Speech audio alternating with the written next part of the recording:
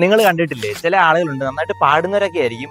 ഒരു പാട്ട് പാടാമെന്നൊക്കെ ചോദിക്കുമ്പോൾ അയ്യോ ഞാൻ അങ്ങനെയൊന്നും പാടത്തില്ല, ചെറുതായിട്ട് ഇങ്ങനെ മൂളത്തേ ഉള്ളൂ എന്നൊക്കെ പറഞ്ഞ് വേണ്ട. ഇനി പ്രസംഗം പറയുന്ന ആൾക്കാരോട് ഒരു രണ്ട് ലൈൻ പ്രസംഗം, ഒരു രണ്ട് വാക്ക് പറയാമെന്നൊക്കെ ചോദിക്കുമ്പോൾ അയ്യോ പ്രസംഗമൊക്കെ എൻ്റെ പിന്നെ എന്നെ ഒന്ന് ഒഴിവാക്കിയേരെ എന്നൊക്കെ പറഞ്ഞ് ഇങ്ങനെ ഉള്ള കഴിവുകളെ അംഗീകരിക്കാൻ പറ്റാത്ത ചില മനുഷ്യരുണ്ട് ഇല്ലേ?